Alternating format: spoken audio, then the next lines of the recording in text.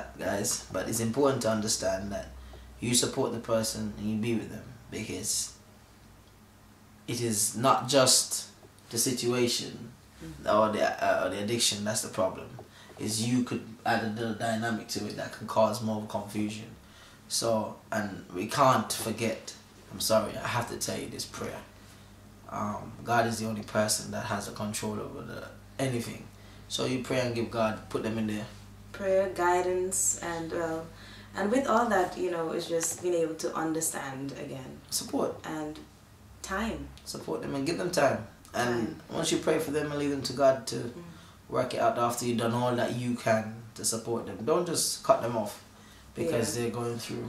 Well, definitely, it's about, they're going through a lot of hurt, pain, anguish. I mean, striving. They're fighting basically, to survive. And you're kind of fighting with them, but in a different way. So really, truly, it just boils down to understanding and taking the time out to give them guidance and be supportive all the way.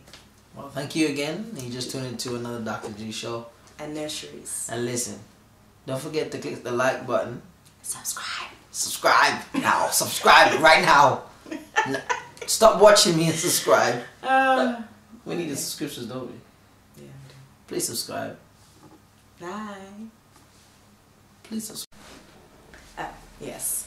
Is that a blooper? Hey, what up, family? It's your boy Dr. G. And nurseries. Here again with episode 3. Listen. Wow. Yes, we're about to talk about DMX. Oh. Who? DMX. Wow. And Iyanla's. Iyanla's Fix My Life. Yeah, that's it. Fix My Life. I guess we kind of a bit late, isn't it? 3 weeks ago this episode happened. Sometimes you gotta take some time and see what else is gonna be going on. You know. Then you know. Yeah, I guess you guys watched it, right? And I hope if you haven't watched it yet, you go and check it out, because I think that that was just something entertaining. You know, it was entertainment. It was entertainment, and the way it was done, it could have been dealt with a lot better. You know, they should have a lot more skill. I think they should have come to Dr. G. And nurseries. And I know that something would have resolved there, but a lot easily too. You know. But I think, firstly, I was so upset because I saw that it was just a publicity stunt. It was just to get more hits, more airtime, more. But I'm gonna break it down to you why we say and think so. Why I think so. Really? Oh my gosh. It's the truth. It's like it's. I think when I got, actually, because I'm so concerned about people, because I'm so passionate about people, because I love people, and I love to see people actually fix things and see that relationships grow. Yeah, I know. I was so upset about. Yeah, the way how she handled it, it just seems like it was all about her. Yeah, it's about her, her show. She was just too domineering in the situation, basically. It didn't need to be that. She's supposed to be there. Yes, you're the person with the show. Yes. But it's not about you, because you're supposed to be promoting the love, the part that you say, fix my life. Fix. That's the part you're supposed to be promoting, not you. I mean, it's your show, but you fix your life. If you fix people's life, then obviously it will work out in that way. Of course. I think my thing is, if me personally, I would tell you, you needed to go and apologize, because I believe apology is the first part of it, to people that actually watch your show, because that was a terrible show, publicity stunt for your own benefit, to get hits and all the rest of it. But if you ever need a chance to get some support in fixing some people's life, you can call Dr. G. A nursery. And we'll definitely we'll definitely fix it. But I'm gonna. They probably, because they're thinking, okay, what they're talking about. Yeah. Let's break it down gently. You know, first of all, I thought when I watched it and I saw DMX coming to the show, he was excited. Yeah. I was at DMX back on TV. Wow. Yes, back on TV. Then he came through the door and then he saw his son. He's like, oh my, he got so emotional. He's like, oh my God, I haven't seen you in such a long time, my boy. I love you. I love you. I mean, it was just. I got jealous, because I can't even tell when I hugged my dad like that. I really, no, I'm serious. I got jealous. I mean, I felt like that was some passion in that hug. There was a part, yeah, but it was. It's like, I don't, you know. But even we go back a little further, because he said when she said your son's here, it's like the surprise in his face. Your son's here, so it was a setup, because he didn't know. I think if you're gonna fix somebody's life, you gotta let them know. At least ease them into it, because if they're calmer, of course, then they'll be able your to, mind start to prepare. You start preparing your mind. You'll be able to deal with things a lot easier, and it just would have run so smoothly. But I suppose you wanted a bit of a, you know, spice for the show. I guess surprise. You know, but I don't think no, it's true, because if you create a platform, it doesn't matter how the platform is created. And where the scene is, whether it be in a church or whether it be in the studio like they did, it doesn't matter.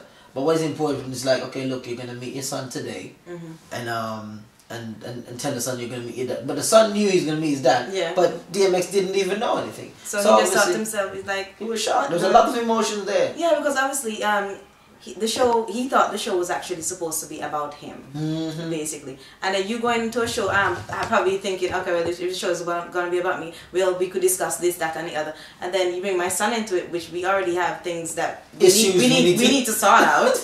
And then you trying to think, and then you are going to stand there. That was a lot. If I was like, you want to actually knock the person down, just saying, and then you know. No, but that's how you feel, because there's a lot of anger, and you just want to it's like, really, you know, I'm on the show, I'm just going to try and deal with it the best I can, but really, I am pissed off. So, I mean, I think first thing I would say to anybody that's trying to help people out there, you know, let them know. You know, it's simple. Let them know. That's all. I'm giving you the platform. It's called communication. Oh, Iyanla. Sorry guys, but that's the first thing, and I think that's the second. Two things that went wrong. Yes. Went terribly wrong. And then the third part, I think for me, it was that he was just prompting the boy like, go on, okay, go on, get it. Oh yeah, you were saying that, Patricia. It's just prompting her, and it prompted him like, you created a space. Yeah. You're supposed to just allow him to actually be himself. Yeah. And actually, if anything, you're supposed to have done that work from before and tell him, so at least he's not there. Meanwhile, the father's there, and then he's just like, are you trying to irritate me? You already pissed me off from the beginning, and now you're just agitating me now because I don't even want to be in this situation. Exactly. And I'm glad you said that, because he didn't want to be in that situation. He left his ex-wife because of that situation. Well, this ex-wife left him. I'm not sure about the full story about that. The fact that they're separated. So I'm saying it based on the fact that they're symbolical. I've been in that situation for how many years. Yeah, actually, he did say that on the show that the wife played a role. So as far as he's concerned, she's just playing another role. It always has to be somebody else in the mediating, picture. Or mediating. So that's irritating him. Instead of simply just me being a one-to-one with my son. It's my son. Why can't he just come to me? You know, I would just, I mean, even if, fair enough, the platform was made, that was fine. Yeah. I've already tried to accept that, basically. But just shut up. That's all what Iyanla, am I saying her name right? Iyanla's. Fix My Life needed to do. Just shut up, because just you gave them the platform, support them. Just being in the space, I think she should have understood and respected that. Because if I get the privilege of trying to help someone, they invite you to fix it. Yeah. So she should have just respected that and say, okay, go on, let them talk. Let them talk. Because that's what counselors do. We just listen and we let them... Listen, if anything, you might put in one or two words in the mix. Let them talk. Let them talk. The main thing is for you to listen so they could figure out what they need to actually discuss amongst themselves to fix their own problems, because they already know what their problem is. That is it. That brings us to I think one of the things is that we make decisions. Yeah. And we make decisions that hurt people, and we make decisions to help people. And once we figure out what decisions we made, we know what we done wrong. And I think that was clear. He said it over and over. I love my son. Yeah. He loved you. From you love your son, what you do everything for him. Well, he couldn't even talk about money and providing. How much fathers out there not providing? How much fathers are not even being seen on the scene? You know, so I think she did totally. You went wrong about it, and I think there's some apologizing, some reparations should be made to help. At least, I mean, something, because realistically, as a parent as well, I'm not sure if you do have any children, because I don't know much about you. Sorry, I don't know you. But nonetheless, as a parent, all this kind of thing, and considering the situation, it was a very sensitive situation, and It was sensitive in the whole, and then on top of that, then you're gonna add other factors onto it. I mean, it's just like you waiting for a volcano to blow. And that's what I thought. That's what I thought they were pushing for TV, to see some tears, to see some anger, which DMX obviously had. Yeah, before. he did have him because of the love for his son, but it was just too much. It was overwhelming. It was too much. I think that's what they wanted to put on TV. Yes, it's good, but did you actually fix anything? And that's, for me, that would damage my career. Because at the end of the day, you didn't fix anything. Okay, yes, you have fixed many lives and helped other people, but this one, I think you should have left it alone. And that brings me to the fact of addiction. Yeah. Because they did in the clip, they actually said that addiction is a disease. It's thing. I mean, yes, it's very consuming, whatever kind of thing, and obviously after having the addiction for a long time, it's chronic. It's if you're calling a disease, it's chronic. So it's been for a while. It's not gonna take no quick thing, no quick fix business. It's gonna actually take some time, and even then you might have side effects because obviously you've been doing it for so long. And you know the funny thing is he accepted it. He knew that he. Yeah. That's one of the biggest things. But he's honest. He's just like. He tried rehabilitation. Yeah. He's tried that. He's come off. He's done it. So he's not a man that seems like he doesn't know about what's going on in his life. And I think they just wanted to put it on TV again. I'm so upset. I mean, for me, because of what I'm passionate about, helping people. DMX, listen, come and see Dr.G and Nursery. And trust me, we will help you. Because the thing about it, it's a damaged relationship, and she's actually add more fire to it. And I don't think that the situation is going to be changed. But when it comes to an addiction, I'll talk about addiction for this. Yeah, no, of course, addiction. Is that I think there's loads of addiction out there. Gambling addiction, sex addiction, yes. Shopping addiction.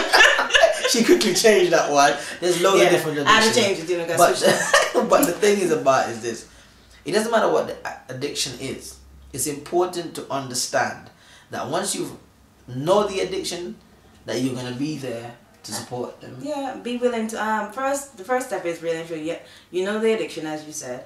Then you have to be willing to make the change, basically. Once you're willing to make the change, then if you have support around you, that helps along the way. Oh, yeah. And I mean, support, I don't mean support that mean that you should be criticizing the person or whatever kind of thing, but support in understanding what they're going through, or at least trying to understand, because I'm not saying you're going to... Most definitely. But at least by trying to understand, and you'll understand, okay, well, they're actually going through a very hard time. They're trying to make their way through it.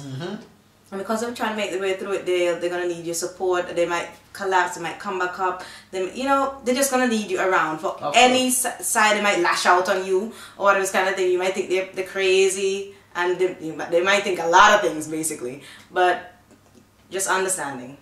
And it takes time. I think one of the biggest things for me, I think when it comes to people that have addiction, I have a uncle, and he's alcoholic, and